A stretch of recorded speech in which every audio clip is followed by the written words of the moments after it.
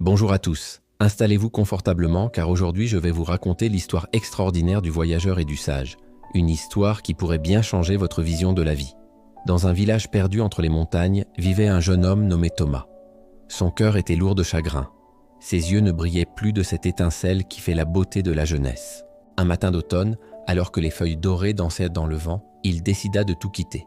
Il ne supportait plus le poids de ses souvenirs, de ses échecs, de ses rêves brisés. Il prit son sac et partit vers les hauteurs, là où les nuages embrasquent les sommets. Le vent soufflait fort ce jour-là, comme pour lui murmurer des secrets que lui seul pouvait entendre. Après des heures de marche, épuisé, il s'arrêta près d'une source claire comme du cristal. C'est là qu'il le vit pour la première fois. Un vieil homme était assis sur un rocher, ses cheveux blancs comme la neige des cimes flottant doucement dans la brise. Son regard profond semblait contenir toute la sagesse du monde. « Pourquoi tant de tristesse dans tes pas, jeune voyageur ?»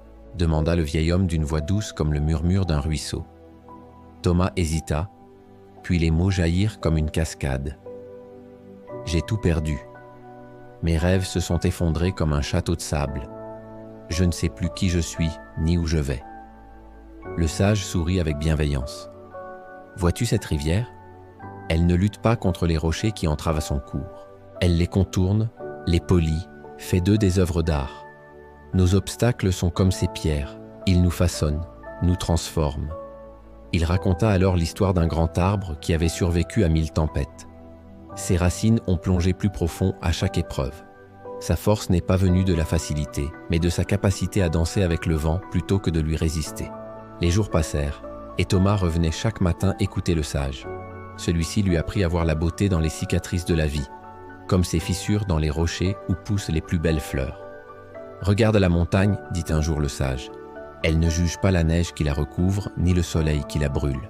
Elle accueille chaque saison comme un nouveau chapitre de son histoire. Nos peines sont comme ces saisons.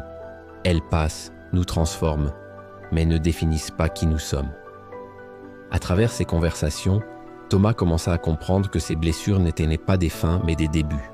Comme la nuit qui permet aux étoiles de briller, ces moments les plus sombres avaient révélé des forces qu'il ignorait posséder.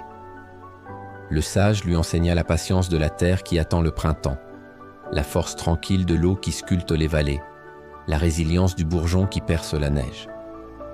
Chaque élément de la nature devint une leçon vivante sur l'art de vivre et de renaître.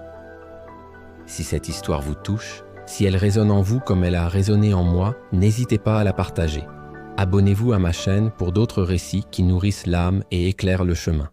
Et n'oubliez pas, comme Thomas, nous sommes tous des voyageurs en quête de sens. Et parfois, les plus grandes réponses se trouvent dans le silence de la nature et la sagesse de ceux qui ont appris à l'écouter.